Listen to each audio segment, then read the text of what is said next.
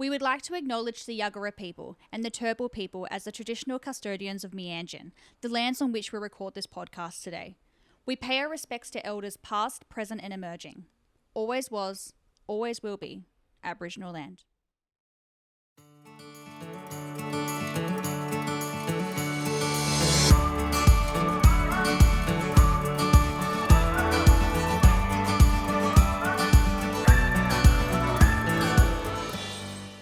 Hello and welcome to For the Health of It podcast, a podcast made for healthcare professionals by a nurse on the inside. So my name is Jess Tully and I am your podcast host today, but I'm also the brand ambassador for Healthcare Australia and also a registered nurse with Healthcare Australia.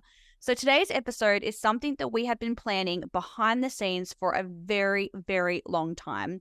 So we have been trying to design an Indigenous and Torres Strait Islander themed scrub set as a limited edition giveaway to our incredible staff, especially the ones working in remote area nursing, Indigenous communities. So the biggest thing about, doing these creations is the artist. That's the most important factor in these decisions. And we looked high and low and we did some deep dive stalking. I especially did. And I found an incredible artist. So we've got Beau Pennefather Motlop, who is Aboriginal and Torres Strait Islander descent, living in Cairns, Gimoit land. And he is just such an incredible artist. He honestly is doing such an incredible job, and he is doing what his purpose is, that's for sure. So we are interviewing Beau today. He's talking about his journey, his past, his history, how he got into artwork and, what he's doing now. And he collaborated with Healthcare Australia and did this incredible design for us, which we have now put on our scrub top. So if you are listening to this podcast, you can actually watch the video version on either YouTube or Spotify. Unfortunately, Apple Podcasts and other platforms don't have it.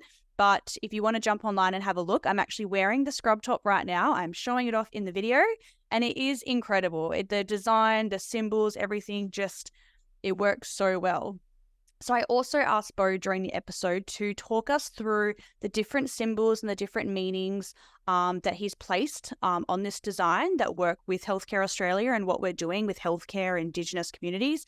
And he's done such a great job with explaining it. So honestly, this is such an incredible episode. We're going behind the scenes. We're interviewing our incredible artist, Beau Pennefather Motlop. I hope you enjoyed the episode. Make sure you give us a rating. And if you want to have a look at his artwork, just head on to his Instagram, which I'll put onto the show notes as well. Welcome to the podcast, Beau. Thank you. Thank you for having me. We're so excited to chat to you. This episode is about kind of highlighting you as our artist. We've done this collaboration and we are so happy to have chosen such an incredible artist to do this project with us. I would love to know a little bit about you. Where did you grow up? Where have you come from? And what inspired you to kind of get into that creative path of becoming an artist? My father is half Māori from Aotearoa or New Zealand. So my mother and father met here in Cairns, but then moved to Auckland and had us kids and stuff over there. They separated and Mum moved us back to Cairns in the late 80s. So I was about 8 years old when we came back to Cairns. My mother's Aboriginal. She's Aboriginal and Torres Strait Islander. The Aboriginal side is a tribe called Jitterbile, which is sort of a rainforest saltwater tribe. And my grandfather is the Torres Strait Island blood. And he's from a tribe called Wagadugum. They're known as the Kadal clan or Crocodile clan. And they're on Mabiag Island in the Torres Strait, West Torres Strait, just above Bardu Island. So I spent some time in New Zealand, obviously, till I was 8 years old. And then I've been here ever since 1988 in Cairns, living in a housing commission complex, which due to the low socioeconomic neighborhood, it's predominantly Indigenous. So it's not a formal Indigenous community, but it just is. There wasn't a lot of non-Indigenous in there anyway. So nice. So a bit of a history there. So I didn't expect you New Zealand as well. So you obviously was in Auckland as well for 8 years. Yeah. Yeah, my dad, well, my nana's quite strong. She was quite strong into the Māori culture over there. So I've got kind of the best of both countries. Yeah. Because the culture is still very strong in New Zealand. It's kind of like where we want Australia to be, I guess, Yeah. with our culture here. So yeah. Yeah. And what you're doing there, what you guys are doing there, is a huge step in the right direction with the scrubs and asking me for art. So Absolutely. It's been something that a long time coming, obviously. We just wanted everything to be perfect. And I'm so glad that we found you. I actually got a connection with you because I've done work myself in the Torres Strait Islands in Thursday Island. And just from meeting people that live on the island and talking with them and saying, we want an artist. Who do you recommend? And that's how I got your name. And I was like, perfect. I did some deep dive stalking. Yeah, I do a good stalking online. And I was so impressed with all your designs on your Instagram page and your About Me section. Thank you. I thought you were a perfect fit. So the scrubs have literally, they're a dream come true. So thank you for being part of it all. When you were, no, that's okay. When you were young, were you always kind of into that kind of creativity and kind of doing artwork, or did that come a little bit later in life? No, from as early as I can remember, I was drawing. I was always drawing. My nana in New Zealand is she was, sorry, I keep saying is, she's passed away, but she was quite an established artist herself. So I would look at her paintings and try to mimic them and draw with like crayons and coloring and pencils. So for as long as I can remember, I was always drawing and mucking around with pastels and stuff. And then like when I went to primary school and stuff, I couldn't concentrate on anything that the teacher was saying because I was always just drawing in the corners of my exercise books. And no matter the subject, I'd just be sketching away in the corner and just miss everything they've said. Yeah, so I will always look forward to art class, obviously. And then when you move on to high school, like depending on how good your art teachers are, they try to see that you are talented and try to, embrace that and get you sort of moving in the right direction and focus on your strengths and that. And that kind of happened. I had a really good art teacher in high school. So I had actually a couple that really helped with developing your skills and extending the mediums that you use. Yeah, absolutely. Yeah. And having those teachers in life stay with you forever, hey? They really do. They really do. You don't realize the importance of teachers until you get older. Like, yeah. So when I see them around now, I make sure I always give them a lot of time. Absolutely. They gave me a lot of time. It can be very positive, but it can also be quite negative. Whatever how a teacher, I guess, what they discuss with you and like, whether you have strengths or weaknesses, like it does stay with you forever. Like I'm in my 30s now and I think about certain things teachers said to me that were actually quite negative. I had a teacher say to me, "Oh, you'll never be a nurse, Jess. I think maybe hairdressing's more your thing." And this was a career advisor. And I was like, oh my God. Wow, beautiful. I'm going to show you. I'm going to show you. Yeah. Yeah. So that's so great. You had so much support. What happened after with high school as well? Did you end up studying art or did you just like, get out of school and just focus like on art and just make that your thing? No, it wasn't. I left high school and like I continued to draw in my spare time and stuff. But really, I just thought, like now you have to get a job now. You have to sort of move into the workforce. All that stuff went on the back burner. I still continued to practice when I could, but obviously you don't have the time like you did in high school to do that. I still always loved art and would go to art galleries and stuff and see other people's art and go, oh man, I need to get back on it and stuff. But it wasn't for like another, I'm going to say like 10 years after high school that my wife actually said, look, your stuff's really good. You should start focusing on it again. I was like, oh yeah, maybe. And then I come home from work one day and she had bought me all this art materials and paints and cleared an area in the house, like a studio. I was like, okay, well, I don't have any excuse now. I gotta do it. That. So what support? That's incredible support. Yeah, she really made it a reality for me, I guess you could say. So yeah. So ever since then I've just been refining my skills and I'm at a place where I'm at now with my artistic talent. Yeah, you've done so well. So run me through the art that you do, because I'm unsure. Do you do this on the computer or do you do this on a canvas? Or I'm clueless about any artwork whatsoever. But No, tell that's me a through your process of how you kind of do everything with your art. yeah. Well, I started like everyone starting out. You're quite limited in your thinking, so you just reach for the canvas and the paint, and you're just like, oh well, this is how it's done, so I got to do it too. So that's where I started, and then it wasn't until probably 5 or 6 years ago when an event organizer from, I think he was from Sydney, he just called me randomly through Instagram and asked me to do a digital art show at an event up here in Cairns. And I said, I've never done digital. I don't know if I can do that. And he said, look, I'll buy you one. You've got 3 weeks to learn. Yeah, and I'll buy you what the material, the iPad. Um, iPad is what I draw on. I didn't say that yet, but yeah, iPad is what I draw on. And he basically said, yeah, you got 3 weeks to learn, and I'll pay you to do the show. And whatever you draw on the iPad will be projected up on a huge wall where all the people are having their little snacks and drinking and stuff. So yeah, so basically I had 3 weeks I was day and night cramming in how to use it. So yeah, his name was Chad. He's an event organizer from Sydney. Yeah, Sydney or Melbourne, one of the two. But yeah, I got him to thank for pushing me over that. I wouldn't say pushing, but no, I'm going to say pushing. Yeah, into the digital art world. Yeah. So, and then ever since then, I realized the possibilities and the capabilities of this program that I use now. And yeah, ever since then, I still get commissioned for acrylic artworks, but digital is the primary medium I use now. Yeah. Yeah, see that stuff. I'm so clueless when it comes to this stuff, but I did Yeah. notice with your artwork that it was in a digital form. But it looks amazing, and the colors pop, and you can still see there's so much creativity in the pieces. Yeah, there really is. That is so good. Yeah. And I mean, you've obviously done a design for our company for our scrub set. And you've done such an incredible design, and it's gone beautifully on our scrub set. Go through It how really did you has. it has. How did you go through Oh, the creation of creating our artwork for our company?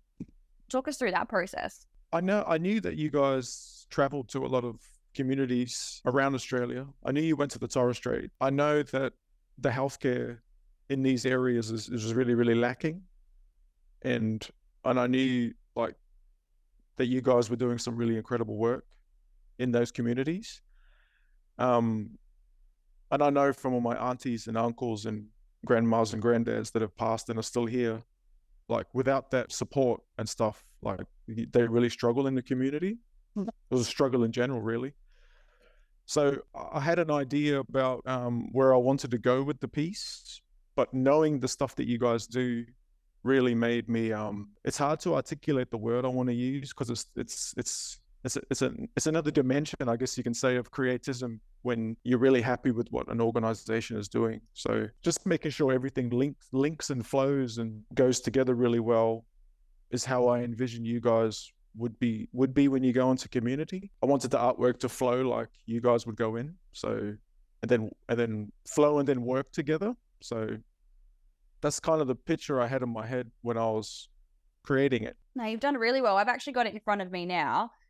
And I love that you have, you've pointed out different sections of your artwork and you've said like what each means. So you've got one here that says the healing spirits.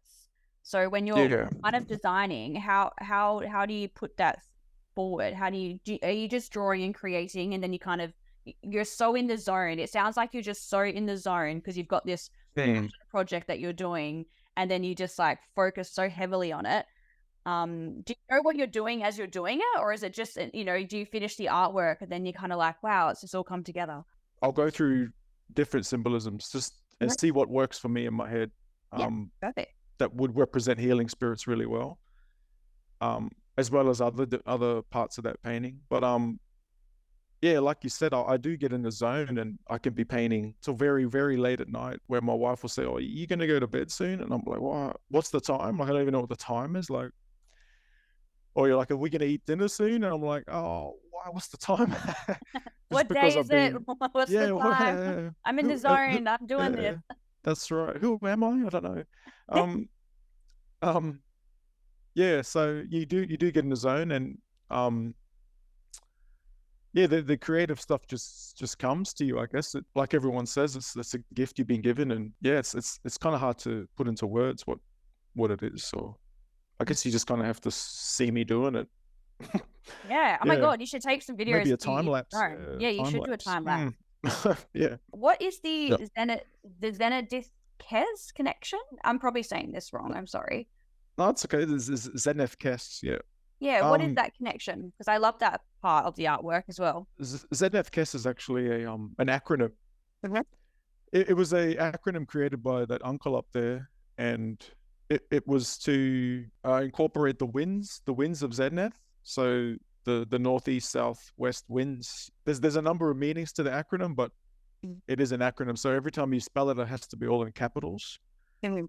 because it is an acronym. It's not actually a word, and that's his words. Uncle Ephraim Barney, that's the one. Ephraim Barney. Yeah. The artwork of that nature is quite contemporary because there's so many. It's such a melting pot of cultures in the Torres Strait.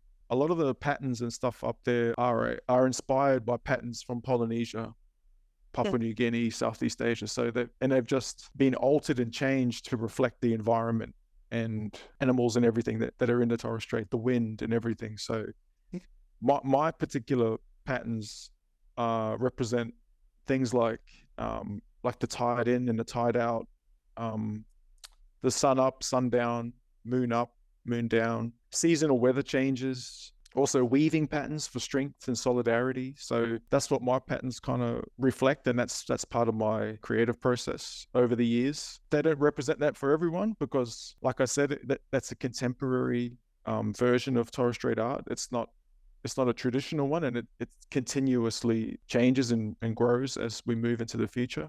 A lot like Aboriginal art, but a little different again.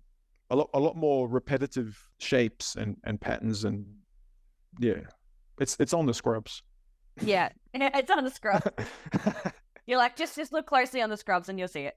Yeah, it's on there. It's on there. Yeah, no, it's an incredible design, and we're so happy to see the final process. This has been going on for, honestly, behind the scenes about 18 months. Organizing, kind of discussing, because we had to get the scrubs first, and then, finding an artist that we believed in as well was really difficult because we wanted to have the perfect collaboration. And I think that's what took so much time as well, is because we wanted to have a really, professional artist who really connected with what we were trying to do. And you were absolutely a perfect fit for that. So we're so happy with this project and how it's turned out. And it's so happy to show you the final project, but I'm wearing it right now. So it's on video right now. So good. It's so nice. What other collaboration work have you been doing since you've been getting into this digital path? I've done quite a few, actually. I've been lucky enough to get quite a lot of work with different corporations and businesses. I've done some major projects with the World Wildlife Federation. To do with their net-free reef initiative. That was a huge thing for me because a lot of my art advocates for protecting animals and defending the wild. So that was a huge sort of a thing to get for me, was the World Wildlife Federation. Also done the Save the Dingo project, all the artwork for them. They have a huge movement in Australia to change the laws around protecting dingoes. So I did a lot of work for them as well. And I recently got the it was actually an art competition. I still enter competitions because I think they're so cool, and it's a really good avenue for exposure as well. Absolutely. Yeah, so it was for the inaugural First Nations Queensland basketball tournament. Yeah, that's 3 I could think of off the top of my head. Amazing. And now Healthcare Australia. And now Healthcare Australia. Yeah. And I was really excited to get that call from you guys too, because I really know the importance of healthcare and that support, man, in the community. I see it every day. So good. We're so excited to be like giving some recognition to those nurses, and doctors that work in the communities, like with our company. So we want to give them support and and give them this shirt, because it's limited edition, this shirt, Mm. for our very special nurses that who are going out into these communities and Mm. really and helping and changing and evolving, and they're constantly studying as well, because they want to provide these communities with the best care possible, because sometimes these communities only have 2 nurses at a time for an entire Mm. and they want to make sure that they help as much as they can. So these scrubs are designed for these particular nurses and doctors and AINs and allied health workers. So we're really, really excited. 2024 is going to be very exciting for the company with this collaboration as well. Nice. We are stoked. That's cool. So what is next for you? Are you juggling full-time work and being this like incredible artist at the same time? I resigned from my full-time government position in November last year. I was there for 12 years. So I resigned to concentrate on my art career. I love it. So yeah, so it was a big step for me, and yeah. So it's been a year now, and it's been amazing. Incredible. Yeah, yeah, Well, I'm hoping yeah, that everyone gets on your Instagram and yeah. go up for some designs and to, support your business that you're building. Because I mean, that's incredible, the growth you've had since quitting that job. I think you've totally done the right decision and following your path. Thank you. What is your website? What is your Instagram for our followers? Well, at the moment, I only have my Instagram account. It works really, really well as far as business goes. And it's Beau underscore Motlop underscore art. So should I spell that out? Yeah, spell it out. Yeah. So it's BEAU underscore MOTLOP underscore art or ART. Perfect. And then you do have a really good YouTube video. And I remember, because when I was deep dive stalking you, I really love that YouTube video that you put up, about food and about the work you do. That's cool. That was a really good one. Yeah, it's a good day, that one. I know that was a really, because that's what kind of, I was like, yeah, this is the guy, everybody. I found him. We need to meet now. And just going through your Instagram and seeing all your incredible artwork, like you've got such creativity and such skill, and we're so incredibly lucky to have you as our collaborator. So thank you so much. No, thank you for asking me. It's my pleasure. My pleasure. And especially for taking time out of your day, because I'm sure you are a busy bee, but I really appreciate it. No, that's okay. Anytime. Thanks heaps for having me on. No worries at all. So everyone, go onto Beau's Instagram, have a look. I'm going to put the YouTube link in the show notes as well. You can have a little clip and watch that video, because it's really incredible, and just show some support. And hopefully you might get a limited edition scrub set, but we'll see who the lucky winners are. All right, everybody, make sure to share the podcast and share the love. See you later.